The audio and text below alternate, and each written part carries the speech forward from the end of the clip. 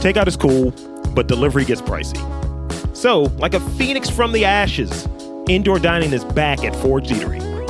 I use the analogy because the food is fire. It's a new approach to farm to table. No overalls, just dope food. Try my favorites, like the mushroom stew with pine nuts and ricotta, the cornmeal fried happy oysters, and the seared duck breast. Also, ask about the chocolate chip cookie tins. Mini chocolate chip cookies with a dusting of sea salt. Simply delicious. Head on over to forgedeatery.com to check out the current menu options and make a reservation today. Forged is located at 3520 Chestnut Avenue in Hamden. Welcome to Getting to the Truth in This Art on the MTR Podcast. I'm your host, Rob Lee, and today's guest is chef partner, farmer, shucker, true Chesapeake's chef, Zack Mills. Welcome to the podcast. Thanks for having me. I really appreciate it. So I've got questions. I'm going to get them answered, I hope, because I find sometimes I'll have something. It's like, oh, I know how to answer that. Oh, I'm not really interesting. So I described a few different things, but if you will, describe what your work looks like at between the things that you're doing. And if you will, describe what Chesapeake cuisine is. So what we do here at True Chesapeake, as well as the local oyster, because we have both brands from kind of a higher end level as well as the more fast casual, and both are focused on Chesapeake Bay cuisine, which really is it's very ingredient focused, having to do with what is local and what is seasonal. Across the whole kind of Chesapeake Bay region. So obviously we focus both all of our restaurants came from an oyster farm that my partner Patrick started about 10 years ago. And that spawned the local oyster and then into True Chesapeake, the restaurant. And so we obviously focus on Chesapeake Bay seafood, pretty heavily as far as both shellfish and fish coming out of the Chesapeake Bay, or at least the region, and the Chesapeake Bay watershed. But we're also very produce driven as far as what's seasonal and what's local, and supporting the local farms around the area. And we do some meat as well, and that meat's all coming local as well. So it's really just taking the best ingredients from the area, which are beautiful ingredients all grown around here, and just letting them shine. We do a lot of spins on things we kind of grew up with. I like to find ideas and play around with just like things that are simple to me that I grew up with that I really loved. And then how can I kind of elevate that a little bit so that a guest can sit down and say, well, that doesn't look like what I remember, but it tastes really good. And it jogs the memories of something that they kind of grew up with around the area.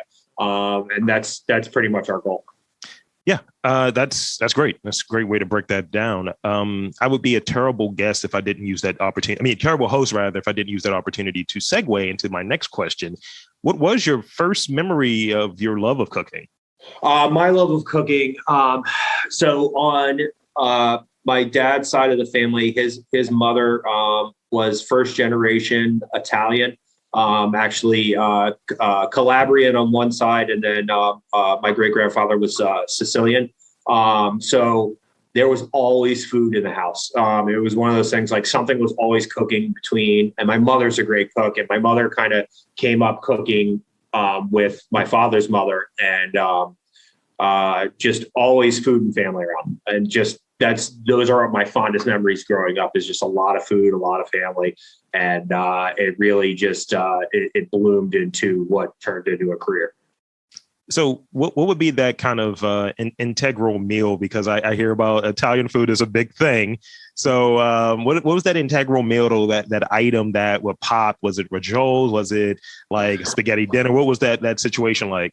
Honestly, it was the simplest thing to this day. Was my grandmother's meat sauce. And it was just beef and red sauce and herbs. And it was like the simplest thing, but the spaghetti was homemade.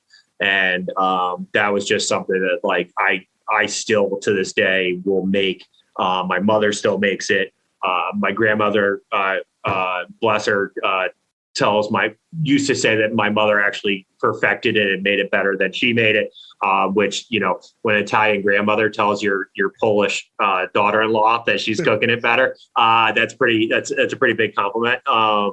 And that's just something that for me, it's something that I always kind of remember and cherish and still go back to. Wonderful. Rockfish, oysters are staples of the region. What are some of the most popular menus, items that are on the menu? And how often do you get questions about the snakehead on the menu? I want to learn about this. All right. So, there's a lot of staples for sure. Oysters coming directly from our farm. That's kind of our no-brainer. We get those fresh in right out of the water, less than 12 hours, coming up several times a week.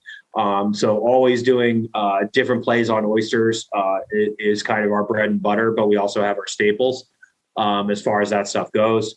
Rockfish on the menu when it's seasonally appropriate. They do little kind of they stop fishing a couple times a year just to make sure that the population is doing okay. But when rockfish is on, it's always a pretty easy seller, even if people like don't fully know what it is, but when it's explained, it's a hybrid of a bass and, you know, it's local. And, during trophy rockfish season, when the big ones are out, we can get some pretty massive, beautiful fish coming out of the water. Crab obviously is always going to be a big one, at least in season. Although this year was tough, I don't know if you saw the crab meat prices. I mean, it's been a big news thing for the last couple of months. Crab meat prices are about double what they have been in years. I usually pay somewhere in the $15 range, and I'm paying over $30 a pound right now. So we're limiting our crab dishes, although we have our staples. There's a crab cake on right now. It'll probably stay on for the rest of the summer, and then I'll probably take it off for the winter. And then we do a crab, kind of our crab dip meets mac and cheese. That's been a staple since day one of the restaurant. So we've been keeping that rolling. And then as far as snakehead goes, you know, snakehead and blue catfish are two things that we keep on the menu a lot of the time, both of which are invasive species. Right. So for me as a chef, that's like the best possible thing. It's like, because any sustainable seafood can become unsustainable when too much of it is being caught, cooked, served, what have you. But as a chef, when we get told, like, not only should you cook these things, like, please, for the love of God, cook these things and get them out of our water, that's really fun for me as a chef, because then I know I'm doing my part. And snakehead, you know, is surprisingly mild. I think what people make the mistake of doing is like Googling what it looks like in normal time, because it's terrifying. As well as like, if you see those videos where it like literally can like walk on land a little bit with its fins, which is terrifying. And I hate snakes. I like wholeheartedly hate snakes. So, and they're a little slimy on the outside, but once you actually butcher it down to a piece of fish, it's actually this really mild white fish. And so we sell a lot of snakehead, and I was actually taken aback the first time I put it on the menu here about how many people were like, I'm in, you know, I'm out for a dinner, screw it, you know, give me the snakehead, whether I like it or not, I'll try it. And people have been really pleasantly surprised. But yeah, we try snakehead, and again, blue catfish, same deal, invasive species, want to get it out of the water. So we try to cook as many of those bad boys as we possibly can. Yeah, I mean, that's a sci-fi movie fish, so it's horrifying. Good. Yeah. Same with monkfish. Don't ever Google a monkfish if you want to eat a monkfish. Like there's a lot of weird stuff out there, but you know what? You take it down to its flesh, and it's delicious. So going back to the thing about the crab, right? Now, I didn't really get a clear like answer on it, because I've asked a few people, and I cook a fair amount of crab cakes. I usually smoke crab cakes because I'm bougie in that way. I like it.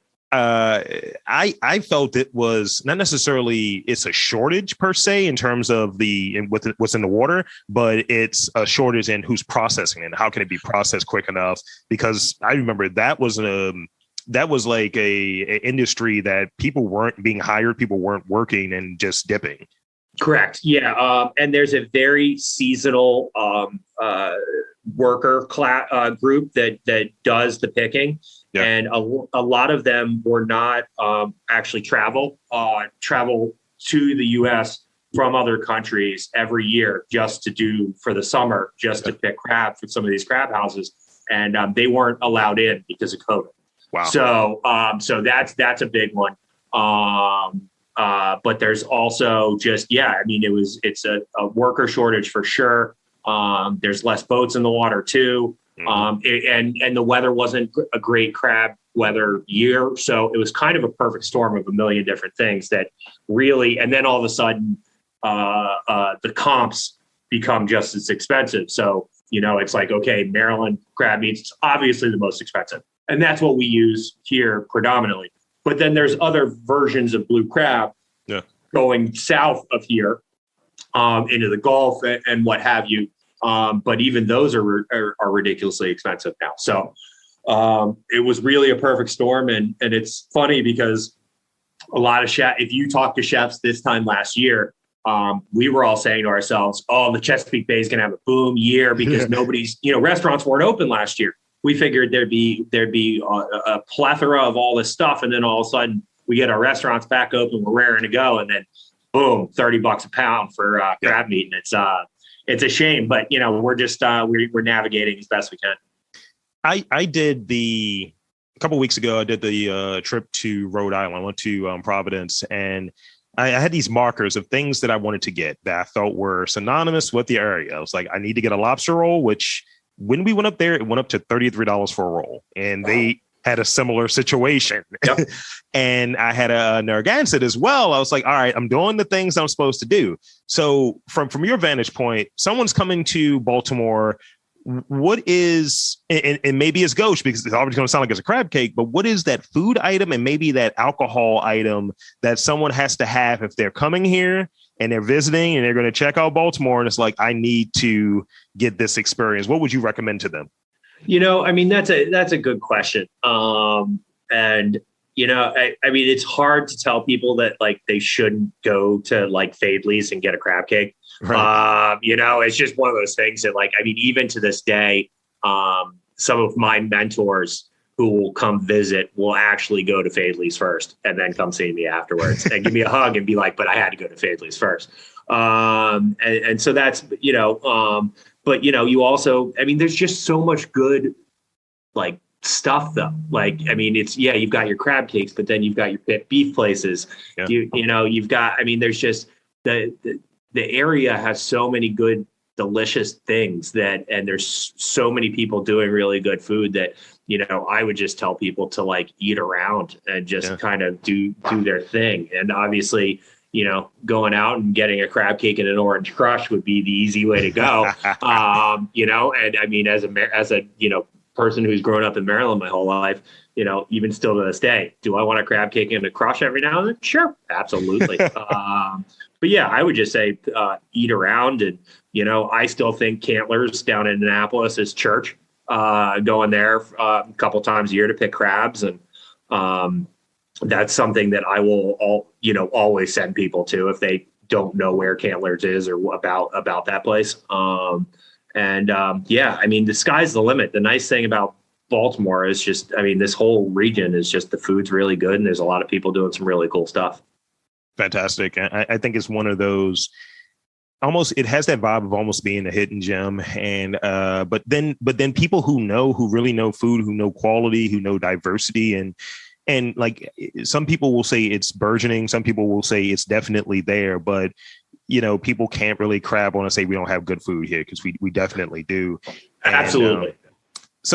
And I think one of the things that gets exposure, because I believe you're maybe the third or fourth chef that has had a connection to Food Network. And so I read that you were on Chopped. So tell me about that experience. It was a while ago now, but every now and then it creeps its head. I was actually flipping through the channels like a year ago. All of a sudden my face was on there. I was like, oh, this is weird. That doesn't happen too often. I had been people have been like telling me to give it a go for a couple of years, and I just kept saying no. And then finally I was like, you know what? Sure, let's give it a go and let's try it out for a day. Frankly, the entire day of filming was kind of a blur. And it was just one of those things that I really thought I was going to be like super nervous. But then when I went in and it was, there's all these cameras around and you see the guest judges and you see the set that you've been seeing on TV for years and years and years. And literally like the moment I stepped foot out there, all of a sudden my brain just kind of went to cooking. And it was like the greatest thing ever. Cause I was like, I figured I was going to walk in and just freeze. Like I figured I was like, oh, I'm in a lot of trouble here. But honestly, like once it came to like that, it was,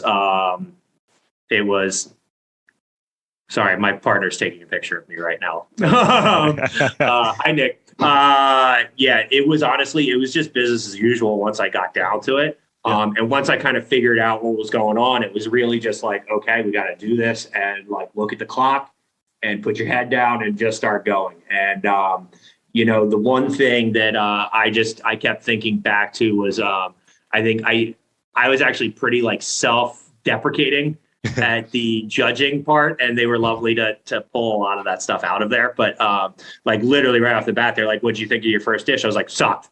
And they're like, "I'm sorry, what?"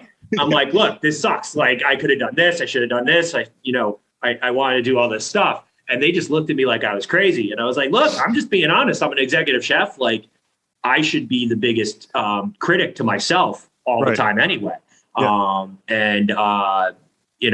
I was just honest with them, and they kind of looked at me pretty funny. But I think they kind of like, they understood obviously, but it was kind of funny to look at everybody around me when I said that. Cause I was like, I'm just telling the truth, man. Like that was 15 minutes. I have no idea. Like, I'm glad I got something on a plate, but it's not what was up to my standard. And then, after the filming, then it's just like months of like hoping you didn't say something wrong.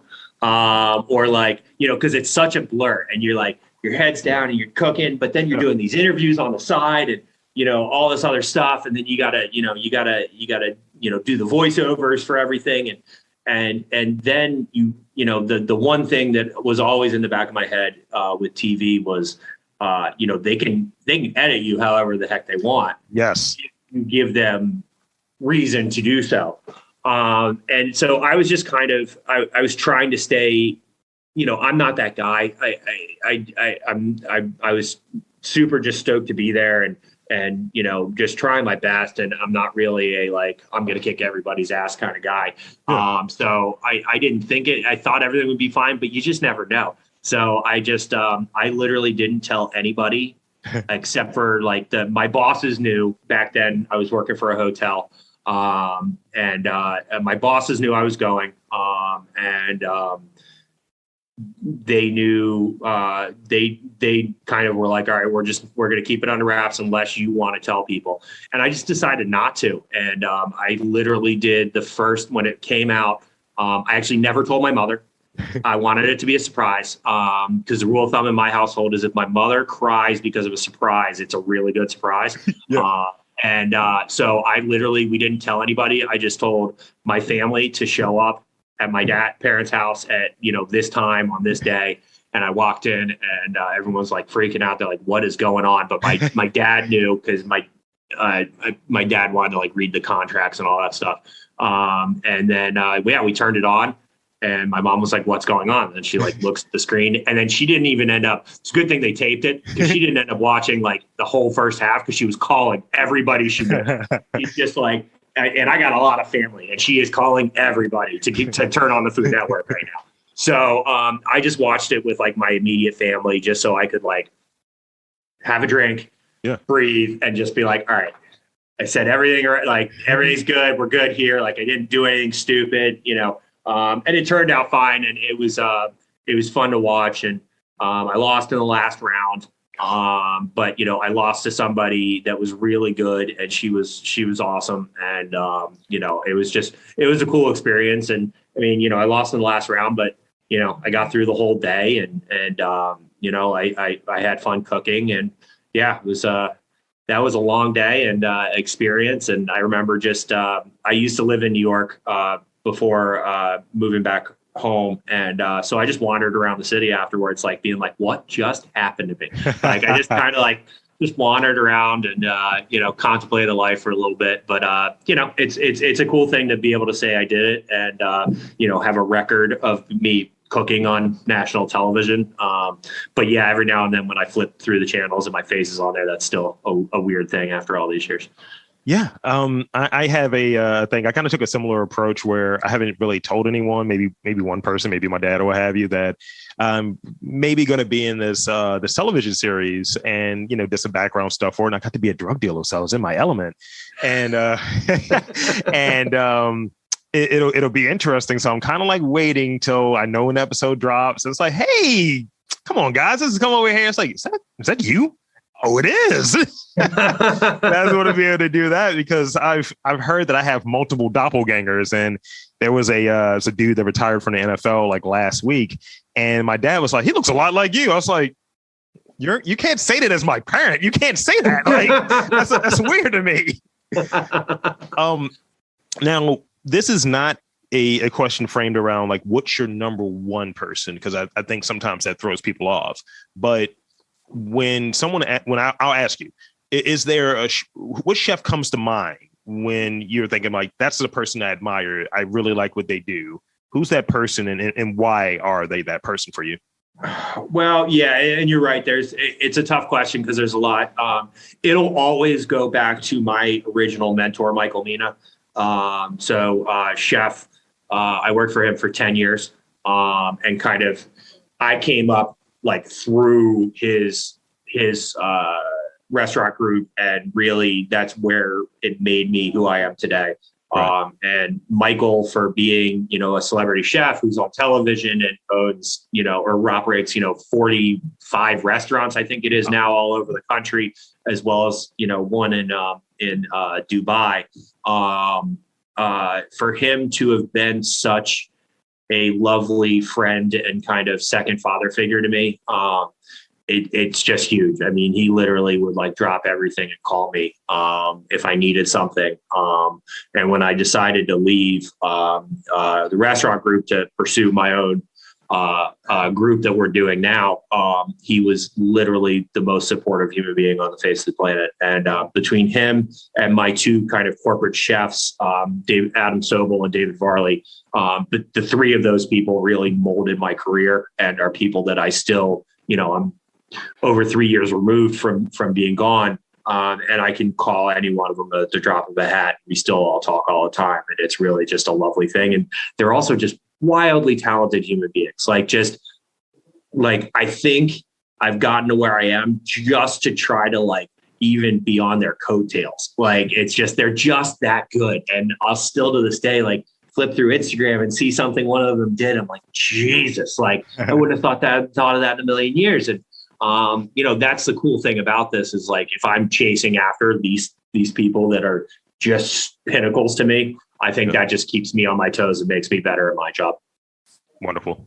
And it's good to have that kind of connection with people that you're moving through, you're learning a lot from, and it's just big. It's big. Absolutely. No, to have anybody that put that much time and effort into me, I mean, I couldn't be luckier. And it's really just something that, I thank them still to this day. I just every now and then I just shoot one of them a text, thank you. I just got through the weirdest day and your guys' voices were in the back of my head being all right, here's what you do. You got this, blah, blah. Yeah. And, it's, I can't thank them enough. Dope. Speak on an experience that has changed how you view food. You touched on it earlier, just the, using stuff that's local. And I noticed that shift has been really big, especially with the people that I've talked to who are here, obviously, who are in Baltimore, who are in this region. They always go local because we have a lot of good quality stuff here: produce, meat, fish, seafood, the whole gamut. So speak on that, on an experience that kind of changed how you view food. I don't know that it was necessarily one, as far as more of I want to say a progression, I guess.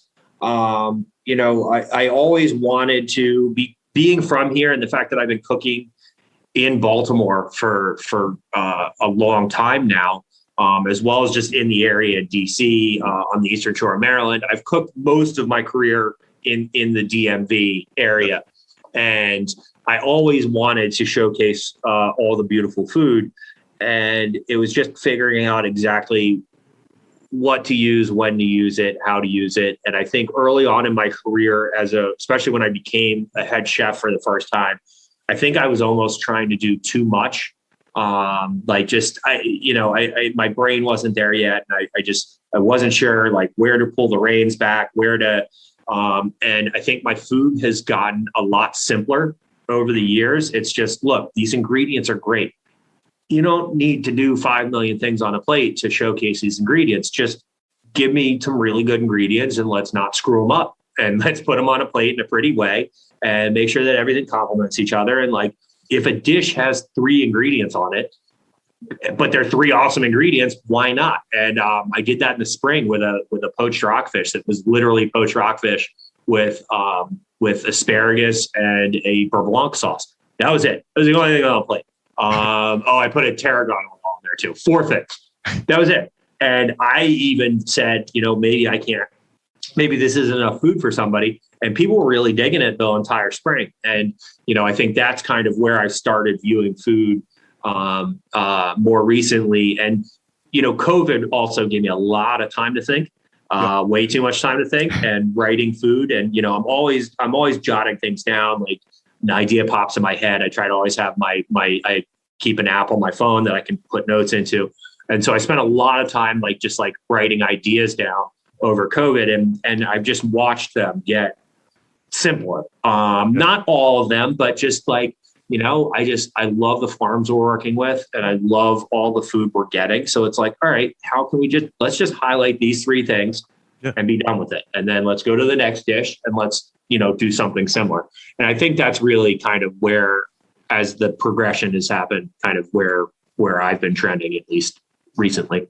I like that, the way that you describe that, where you have minimal ingredients, but the execution is there. How they're being combined is there, and just the thought, like why would you do these things together? Oh, because it's going to give you this flavor profile, and this is what makes sense.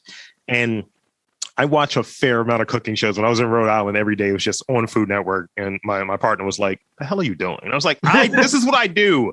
So, and I'm not a snob, but also I am very aware of what I like and kind of and why I like it. So when I start looking at something where someone is being gratuitous in how they're doing their food, and it's like, we know certain things taste good. We know that bacon tastes good. We know that butter tastes good. So when it's an excessive amount of something that's already tasting good, it's like, that's the thing. You put it on a burger, the burger's probably lackluster. Like, how can we deconstruct this? And that's how I've approached it. I was like, you're masking something. And I'm sure I've gotten rid of a lot of potential guests by saying that, but that's how I kind of view it. And the simpler it is, it's like, oh, okay, wow, that's really good. Well, wow, how fresh is that fish? That's amazing. Or wow, that's what this sauce is. And it helps me appreciate and understand food a bit more. So I'm a educated consumer as to where I want to spend my ducats, as it were. Absolutely. No question. You couldn't have said it any better. I think sometimes, as long as the product is great, the execution is there, there shouldn't be anything to hide behind. And you're absolutely right. There's definitely things that, every chef does it, and it's no one's fault. It's sometimes you think this really cool little accoutrement is going to be perfect for this. And then you taste it and you're like, oh yeah, now that's all I can taste. Or that, it's really just all about, coming up with the idea, diving into it. And then the biggest thing that I think a lot of chefs make a mistake of doing is not actually sitting down and eating their food. And just really eating the physical dish, and be like, the eatability of something is something that one of my mentors kept hammering home with me early on was, you can come up with all these really pretty dishes or this cool technique or this or that, but can you eat it? Can you knife and fork this right now and it not get all weird or doesn't work or, so that's been a big thing of just really sitting down and just eating your own food and being like, okay, I thought that looked really cool, but that doesn't. And, or vice versa, or, I don't think this works, but then you taste it, you're like, oh no, we're good. That's a great dish. So, it's all about just being able to edit yourself and being your own biggest critic. Last two questions I have for you. So we touched on ingredients, so it makes sense to segue into this one.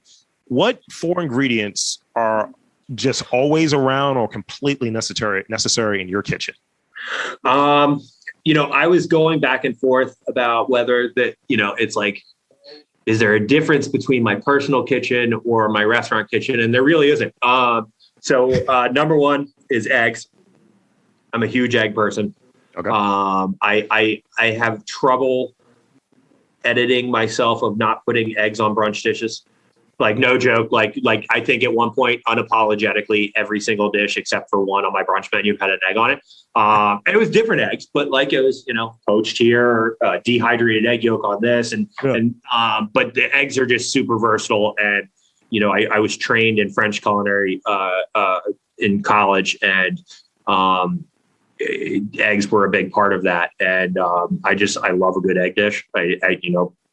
Regardless of the dish, I'm like, you can throw an egg on that. So that's number 1. Then after that, it's really, I would say, so the running joke in my kitchen is just fresh chives on everything. Like, no joke. I think that's another one. Like, I throw chives at probably too many things, but they're delicious. And they add a nice element to things, and they add a nice color to things. And once a year in the spring, when chives blossom, this little purple chive blossom is my favorite garnish in the history of garnishes. Like, and you can't get them. You can get them for like 2 weeks. Wow. And somewhere I'm going to grow enough chives that I can just harvest my own chive blossoms once a year. But it's like chive blossoms and chives to me are like really just a delicious thing. And then after that, it would be acid. It would be vinegars, lemon, citrus, things like that, because I think that's the one thing that all cuisines besides salt need acid. So, those are the 2 seasonings that I can't live without. So I'm kind of a vinegar nerd. Any kind of weird artisanal local vinegars, I'm into it. And, I probably spent a little too much money on vinegars, but it's just like, I like having them around, and each one is different. And especially when you get like the close to home guys that are doing them locally, it's nice to support them. And it's just you can get so much out of so many different vinegars that those would be the ingredients that I have to have around at all times. Yeah. Vinegar is almost to me akin to a really good olive oil. You can spend a lot of money. You just burn through it. Yeah. And the company that we use mainly, honestly, they're super affordable for the fact that they're doing it artisanally. So that's it's supporting a local guy, and it's pretty affordable for all the really cool stuff they're doing. So that's nice. Fantastic. Last question that I have. If you can have a meal with anyone, prepare and eat a meal with anyone, who would it be? What would you make? So that's always an interesting question. I used to work for fancy hotels, and I'm super lucky that I've cooked for some pretty crazy people that I'm not really, at liberty to speak about. But I've cooked for a lot of people. And I was fortunate once that Anthony Bourdain came in and ate. And unfortunately, I actually had to leave because of a family emergency. So I saw him, he sat down, we started the meal, but I actually had to go. Obviously the great man has since passed, but that was somebody that was a pretty big pinnacle to just see the man. And, something that I think most chefs have read all his books and and all his TV series and everything. He's just special to a lot of people. So I think about that day, and, I had to go. So I'm not in any way, shape, or form upset that I didn't get to physically cook him a meal. But if I had another opportunity, hands down, it would be Anthony Bourdain, and it would probably be, that would be one of those things that I would want to pull out some weird, quirky things just because I know he would appreciate it. And I have a local, a good friends of mine run a heritage pig farm outside of Frederick, Maryland. And they just have beautiful pigs, and we do a lot of charcuterie and a lot of drying of pork. So I'm actually working on making I'm drying a country ham right now. And we do a lot of that stuff for fun. And that would be something I would want to cook for him, is just like put all of these like random parts of a pig on a table and just be like, here, this is what I cooked for you. And I think he'd be pretty stoked about it. Have added pig parts. Exactly. Just like literally just like big old board of just like goodness, and just be like, here, go. And just see what I thought. And I think that would be a kind of a ballsy move, but I think he'd probably dig it. So that's all I have. I want to invite you to please plug away, social media, website, location, all that good stuff. And thank you so much. This has been a treat for me. It was a real pleasure. We really appreciate you reaching out to us about this, and it's an honor to be on here. We're we have True Chesapeake Oyster Co. and on Clipper Mill Road in Hamden. That's our big restaurant. And then we have 2 local oyster locations at the moment. We have the local oyster in Mount Vernon Marketplace in downtown Baltimore, and in Ballston Quarter in Ballston, Virginia.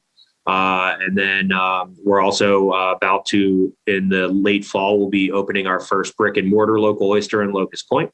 So that's very exciting, right next to Anthem House. And we've got the Local Oyster and True Chesapeake on Instagram. Local Oyster, actually, each one of our locations has their own Instagram account. And the website for True Chesapeake is just truechesapeake.com. It's got not only information about the restaurant, but information about our oyster farm as well, which people are more than welcome to come visit. We're also selling our oysters at all the local Whole Foods, as well as we're doing a pre-order program through Mom's Organic Market. So we've got a lot going on, and we're just excited to still be pushing and pumping out food after a long year and a half. Well, there you have it, folks. I want to thank you again, and I want to sign off for Chef Zack Mills. I'm Rob Lee, saying that there is great food in and around Baltimore. You just got to look for it.